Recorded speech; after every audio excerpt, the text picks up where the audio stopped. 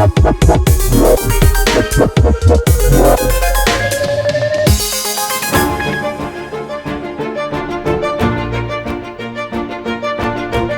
bola tidak hanya sekedar soal gol. Permainan antara kedua tim, drama, rivalitas, dan banyak cerita di dalam dan luar lapangan yang membuat sepak bola menjadi permainan yang paling diminati di seluruh dunia. Tapi tidak bisa dipungkiri, gol adalah salah satu hal terpenting. Beberapa gol bahkan bisa mengubah sejarah sepak bola, seperti 8 gol dalam daftar ini. Uniknya, gol bersejarah pertama dalam list ini bukan dari seorang pencetak gol reguler. Meskipun begitu, untuk ukuran seorang bek, Sergio Ramos termasuk produktif dalam mencetak gol. Tapi gol yang paling bersejarah baginya tentu saja di final Liga Champions tahun 2014. Lisbon, 24 Mei 2014. Real Madrid menghadapi tetangga sekota mereka, Atletico Madrid, di final Liga Champions. Tanpa diduga, Atletico mampu unggul lebih dulu di menit ke-36 lewat gol dari Diego Godin. Skor bertahan sampai jam menunjukkan waktu 90 menit, tapi masuk 3 menit ke masa injury time, Modric memberikan tendangan sudut yang disambut baik oleh tandukan Ramos. Gol itu memang tidak otomatis membuat Los Blancos keluar sebagai juara, tapi dengan gol itu pertandingan dilanjutkan ke babak pertambahan waktu. Gol dari Ramos memperpanjang nafas El Real dan memberi waktu tambahan Ancelotti untuk meracik ulang strategi.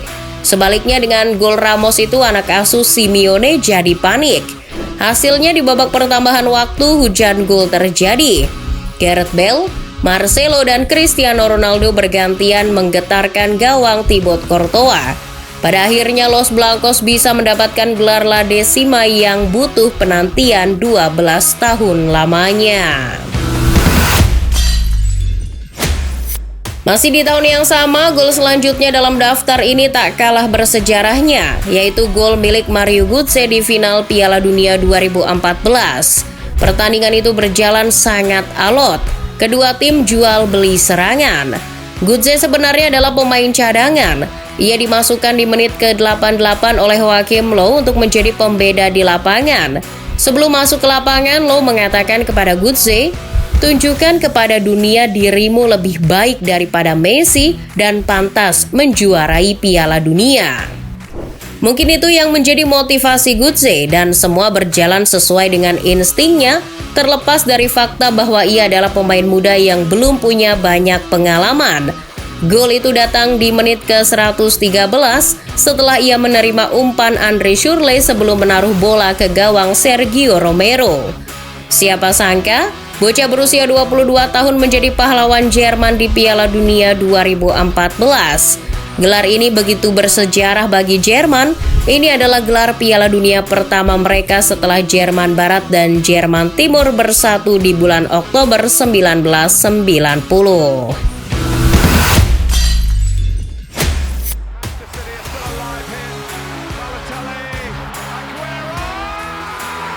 Manchester City are alive here, Balotelli, Aguero.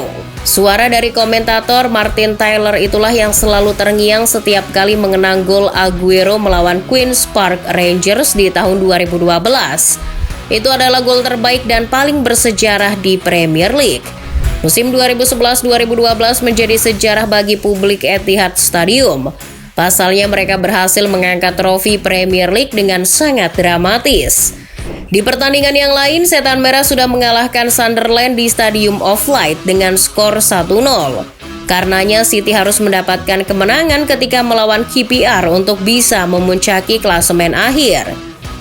Di pertandingan itu, Pablo Zabaleta membuka skor di menit ke-39, tapi bencana mulai datang di babak kedua. Di menit ke-48, Djibril Cissé mencetak gol penyeimbang. Kemudian di menit ke-66, QPR masih bisa menambah gol meskipun bermain dengan 10 orang lewat gol dari Jamie Mackie. Sampai 90 menit laga berjalan, City masih tertinggal 2-1. Dan di masa injury time inilah keajaiban datang. Di menit ke-92, Edin Dzeko berhasil menyamakan kedudukan. Tapi hasil imbang saja tidak cukup. Dan di menit ke-93, 20, Aguero berhasil mencetak gol kemenangan City. Itu adalah hari di mana Manchester City menancapkan pondasi dominasi mereka di Inggris. Sir Alex Ferguson pernah berkata, "City tidak akan boleh mengambil tahta United selama saya masih hidup." Tapi Aguero dengan golnya membuktikan perkataan manajer terbaik sepanjang masa itu salah. Untuk gol selanjutnya, kita kembali ke hajatan sepak bola 4 tahunan terbesar di dunia. Kali ini di edisi tahun 2010 Afrika Selatan. Ya, gol Iniesta itulah yang membuat Spanyol juara Piala Dunia untuk pertama kalinya dalam sejarah La Roja. Tidak hanya menjadi juara Piala Dunia, Spanyol juga memperkenalkan sepak bola gaya tiki-taka ke seluruh dunia. Selain bersejarah, gol Iniesta itu juga menyimpan kisah menarik. Ketika Iniesta mencetak gol di menit ke-116, ia langsung berlari ke pinggir lapangan sambil melepas bajunya. Di situ ada tulisan bertuliskan, "Dani Harki siempre con nosotros," atau yang berarti, Dani Harki selalu bersama kita. Tapi siapa Dani Harki? Untuk yang belum tahu, Dani Harki adalah pemain sepak bola asal Katalan yang memperkuat Espanyol untuk 7 musim lamanya. Ia juga sempat menjadi kapten Espanyol. Sayangnya pada 8 Agustus 2009 ia meninggal dunia karena masalah di jantungnya. Harki adalah sahabat baik Iniesta dan ia pun merasa sangat kehilangan temannya itu. Iniesta mengaku ingin mendedikasikan momen terbaiknya untuk memberikan penghormatan kepada Harki, tapi ia tidak pernah memiliki kesempatan. Siapa sangka kesempatan pun datang di final Piala Dunia. Dan terlebih lagi ketika Iniesta mencetak gol kemenangan yang membawa Spanyol menjuarai Piala Dunia untuk pertama kali.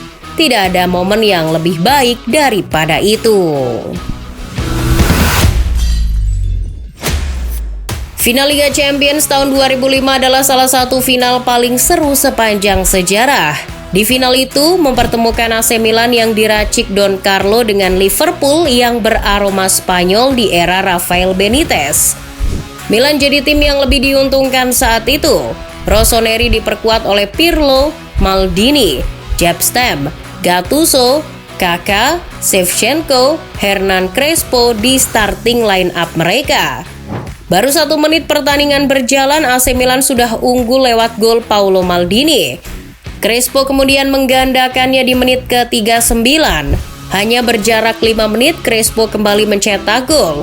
Liverpool pun dipermalukan 3-0 di babak pertama. Wajar, sebuah tim putus asa karena sudah dipermalukan di babak pertama. Namun sang kapten Steven Gerrard menginspirasi teman-temannya di ruang ganti. Gerrard memberikan sebuah pidato kepada teman-temannya. Dia meminta Rafael Benitez dan para staf meninggalkan ruang ganti. Di ruangan yang hanya berisi Gerrard dan teman-temannya, ia berkata bahwa ia tidak bisa melihat timnya dipermalukan. Jika kita bisa mencetak gol di 15 menit pertama babak kedua, kita bisa memenangkan ini. Dibarengi dengan nyanyian You'll Never Walk Alone yang menggema di Ataturk Stadium, Gerrard menjadi pencetak gol itu. Ia mencetak gol di menit ke-54 yang menginspirasi teman-temannya untuk kembali berharap. Zimmer dan Xabi Alonso kemudian bergantian mencetak gol, membuat skor menjadi 3-3 dan melanjutkan laga sampai ke babak adu penalti. Liverpool pun keluar sebagai pemenang. Pertandingan tersebut pun dikenal sebagai Miracle in Istanbul atau keajaiban di Istanbul. Satu lagi laga final Liga Champions paling seru, Manchester United versus Bayern Munchen di tahun 1999. Ini adalah representasi konsep Fergie Time yang terkenal itu. Untuk yang belum tahu, Fergie Time adalah sebutan ketika MU sering mencetak gol di injury time ketika dilatih oleh Ferguson. Seolah-olah waktu berhenti untuk Fergie bisa membuat timnya mencetak gol di menit akhir. Di final tahun 1999 itulah Fergie Time terjadi. Munchen sudah unggul 1-0 sampai menit ke-90, tapi Teddy Sheringham mencetak gol penyeimbang yang membuat pendukung Setan Merah bersorak di menit ke-91. Para penonton mengira pertandingan akan dilanjutkan ke babak adu penalti. Namun, 2 menit kemudian, Solskjaer yang baru masuk di menit ke-81 mencetak gol kemenangan di laga itu. Trofi Liga Champions pun berhasil direngkuh Setan Merah musim itu, sekaligus melengkapi musim treble winner mereka. Manchester United jadi tim Inggris pertama yang pernah mendapatkan gelar treble winner. Ada banyak cara untuk mencetak gol indah, gol jarak jauh, gol soloran, atau bicycle kick. Tapi pernahkah kamu bertanya-tanya sejak kapan para pemain melakukan tendangan bicycle kick? Dan siapa yang mempopulerkan tendangan akrobatik ini? Jawabannya adalah sang raja itu sendiri, Pelé. Ini terjadi di laga Brasil melawan Belgia pada tahun 1968.